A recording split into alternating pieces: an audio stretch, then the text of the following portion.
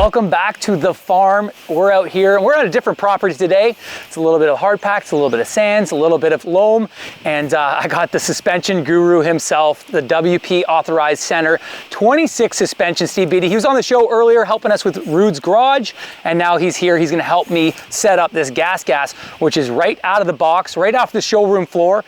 And Steve, you know, grabbing this bike stock, what can a rider do on different levels? Obviously I'm a vet rider now, a little bit slower pace. What can I do to set this up better without jumping right into the forks or shock?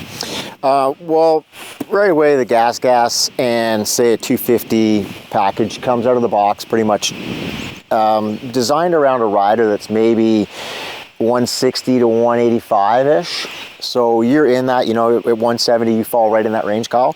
So what we would do is more or less check the sag. So we'll put you on the motorcycle and we check the sag and we make sure that the spring's set so that the sag's in the right range for your riding ability to the track that you're gonna ride. Obviously we're gonna change that if it's hard pack.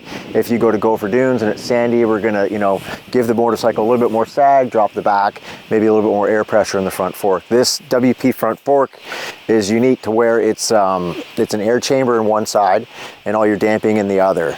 So, to adjust spring rate for the front fork, we adjust it with the air pressure here. All right, now being that we're here at our home track, we got lots of room to work, but for somebody that doesn't have your knowledge, obviously I'm very lucky to have you here. What can they do? Can they call somebody? Can they read this somewhere where they can make those small adjustments just to make it better before jumping into a full teardown? Yeah, for sure. Even if you look on this side of the fork, which you can't see in the camera, WP has a sticker now that gives you a range for all their motorcycles, as far as I think it's from a MC125 all the way up to the 450 here, and it tells you what they pretty much want for the stock pressures based upon what I just said around the 170 pound rider, and then you can adjust that accordingly. That if you're 140 pounds, then you could lower the air pressure. About 140 pounds, we're going to have to probably change out the rear spring rate to match the front and back to make sure the bike stays balanced. Okay, that's good to know. Let's jump into and like you said, do the sag on this motorcycle, and then we'll feel how that feels from there, and then we'll do the other adjustments to the forks. Okay, so what we're going to do here, guys, we're going to check the sag for Kyle. I use a sag scale. It's just a quicker method than using a tape measure, but if you're at home, you don't have a sag scale, you can just use a tape measure. You can also look in the owner's manual for the GasGas or any of the under our umbrella of the KTM or the Husky brands. The manual shows you the methods of checking from a set number to 0 to get your 103 millimeters of rider sag, or 105 or 108, whatever we're trying to achieve depending on the surface of the racetrack that we're racing on. So right now I'm just going to 0 this to a spot on the fender, and then we're going to have Kyle sit on this here. I got a question for you while we're doing this and I know you always ask me to put my gear on, and what is the reason behind having your gear on when you're setting the sag? Well, we want it, actually we're going to get you to put your helmet on too, Kyle. Okay. Because we want all the weight exactly like when you are going to be racing the bike, or riding the bike. So it's a lot more weight for a rider when they've got their boots on. Obviously these are heavier. Yeah, so I've measured gear quite a bit with some different riders, and an adult rider pretty much in today's standards of, an A-Star boot, Thor gear, A-Star helmet, you're wearing about 20 pounds worth of gear, but maybe 18 to 20 pounds. So we always ask the rider, what do you weigh in shorts in the morning? And then I take into account the gear. And if you've got an off-road rider, you've got to think, hey, ask the question, do you wear a Camelback? Do you have extra, are you wearing extra weight for your off-road bike? So you take that into consideration when you make the final adjustment for the rider's weight. So good to know. So what we're trying to achieve with the GasGas today and the WP setup is we're shooting for this style of track here today around 103 millimeters of sag.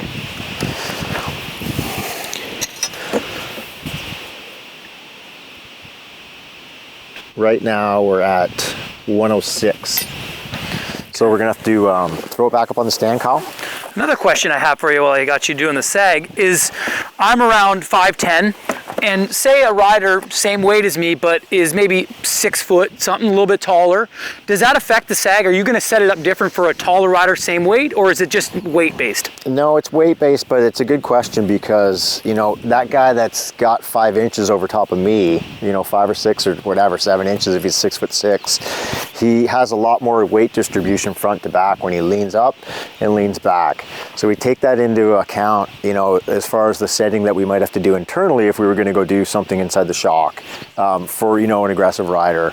And everything that you can gather for information from a rider, you ask them, are you aggressive on the throttle? Are you a smooth rider on the throttle? That's going to change whether I want to make the shock a little bit more aggressive and stiffer. So if that guy wants to smack the throttle, then the shock's got to be able to hold up so the bike doesn't want to wheelie everywhere. If you got a guy that's very smooth like yourself, you catch a gear soon, you can always get away with a little bit softer suspension package that's going to work better because you're not that crazy aggressive on the throttle. You still make the bike go super fast, but you have a different way of doing it than somebody that smacks the throttle hard. I appreciate that. You saying I'm fast. I appreciate that. Yeah, we know. Okay, so on this particular model here, it's got a 4mm Allen key to loosen off to where we can adjust the sag. On some of the Japanese models, they have a double lock ring, so you have to tap the lock ring. Now, in this case here, I try not to ever, you know, use a hammer and a punch. This is all clean, but I would lubricate this with some, you know, WD-40 or something like that. And then as I'm gonna adjust this tighter, I'm just gonna come in here like this, and I'm going to spin the spring with a little bit of leverage against the frame until we get that spring tightened up to where it's going to be at 103. Now, everybody always asks me, they get confused. If I need to go to a number from say 106 to 103, what do I do with the spring? Well, you've got to tighten the spring in order to lift the motorcycle up and change that number from 106 to 103. If we were shooting for say a sand track where I wanted to say 110 sag, then we would back the spring back off and let the motorcycle sit back down. Okay, let's double check.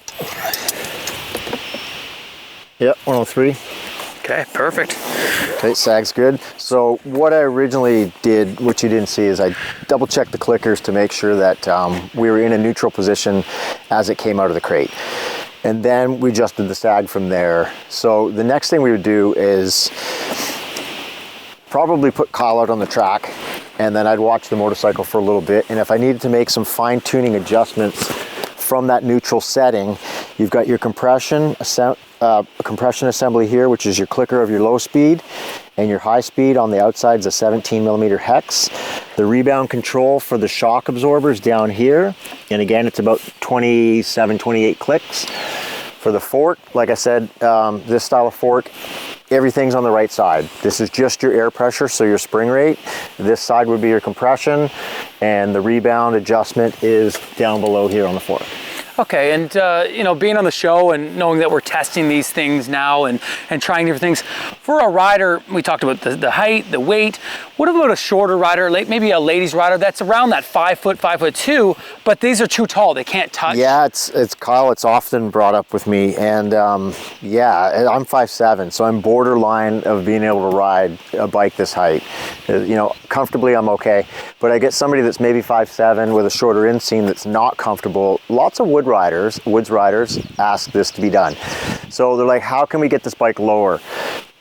We can internally go in. I have to take the shock apart, I have to take the forks apart. It can be done, and we can get about maybe maximum of 3 inches of travel taken out of it.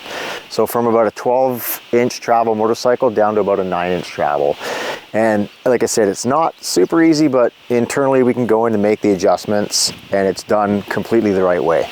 Yeah, and that's one thing I've learned since racing, you know, amateur and a pro and now a vet rider.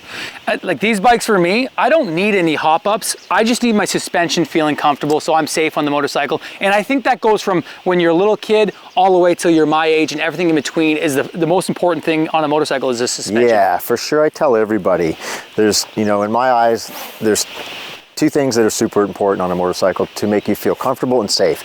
The very first thing that's in contact with the ground is your tires, right? So you need good tires. Without good tires, I can tune on the suspension all day long, and you're not going to get any feedback if your tires are junk. So good tires come first. Secondly, dial in the suspension for your riding ability, for the tracks you're riding.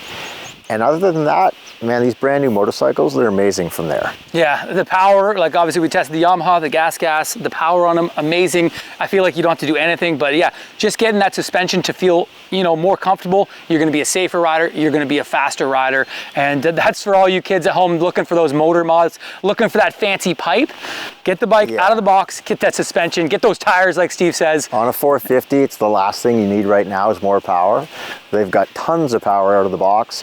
Dial in your suspension package and off you go. All right, Steve, well, thanks for that. We're gonna jump on this bike and see how she feels.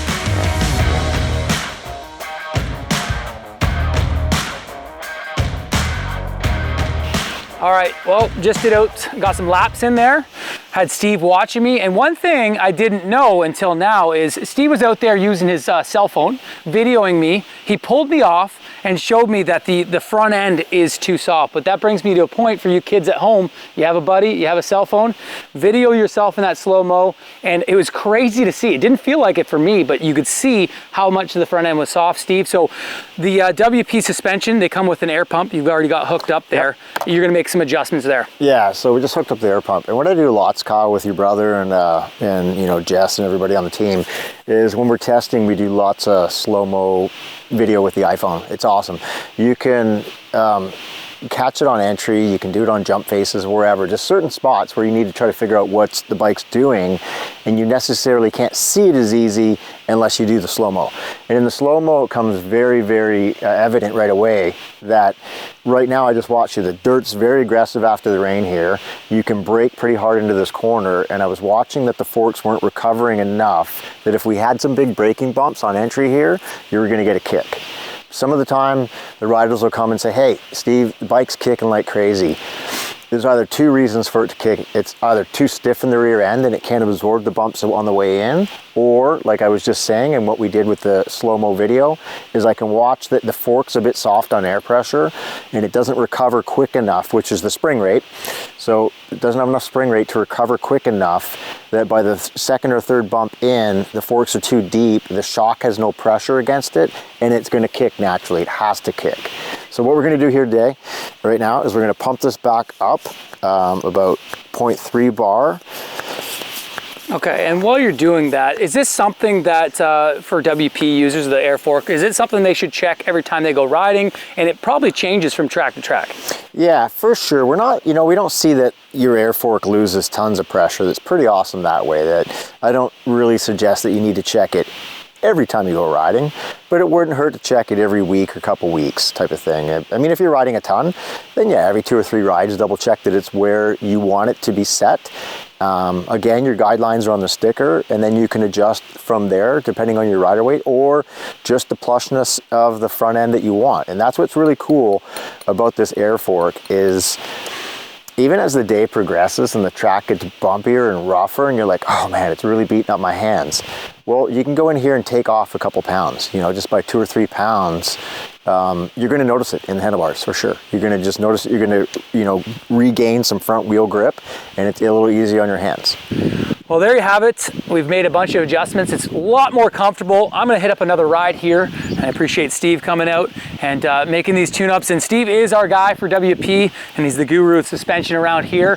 He doesn't just do the GasGas Husky KTM. He also does all the other brands too, the Japanese model. So hit him up there. The info below. It's Steve at 26suspension.com, and also on the Instagram 26suspension. You can hit him up with a message there, and he's your guy. He'll take care of you. He took care of us today at InsideX, so I'm going to do some more laps and stay tuned for more Inside X.